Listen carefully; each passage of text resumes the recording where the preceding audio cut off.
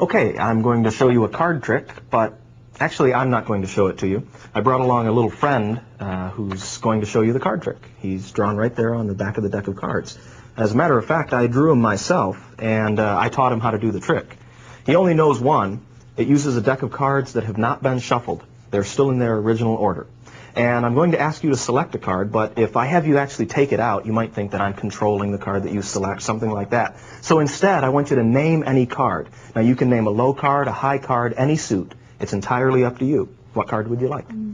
4 diamonds. 4 of diamonds. Okay, we'll use the 4 of diamonds. As a matter of fact, that's a pretty good card, but I'm just wondering why you didn't pick something more obvious like the ace of spades.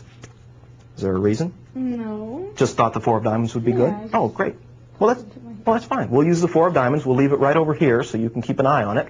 And there's one thing that I forgot to show you about the deck of cards. You see, the magician's not just drawn on the top card. He's actually drawn on every single card in the deck. But all of those pictures are a little bit different. So you can see how he's reaching up to his hat. Well, there's a better way to show you. See, if I run my thumb along the edge like this, then you'll see that he reaches up to his hat, takes the hat off, reaches inside, and he pulls out a rabbit.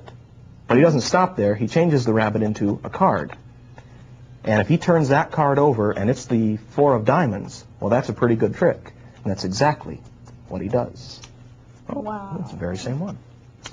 Well, it's a good thing you named the 4 of diamonds. I'm not sure what would happen if you would have named one of the other cards. Yeah. You know, as a matter of fact, I wonder what would happen if you named a different card. Well, say if you weren't going to pick the 4 of diamonds, what card would you have named? The 7 of hearts. Oh, now see, that's completely different. That's a different shape, different number. It's just a completely different card. I don't know if it's going to work just like it worked with the 4 of diamonds, but we'll put the 7 over there and see. I don't think it's possible, but I want to see it for myself. You see, he reaches up, takes off his hat, reaches inside, and of course that's got to be that same 4 of diamonds that was in there before. But he turns it around, and somehow he's changed it into the 7 of hearts. The same one that you named.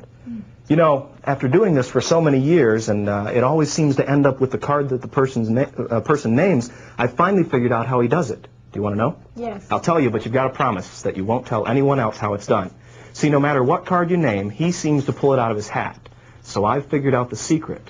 He's got a whole deck of cards in his hat.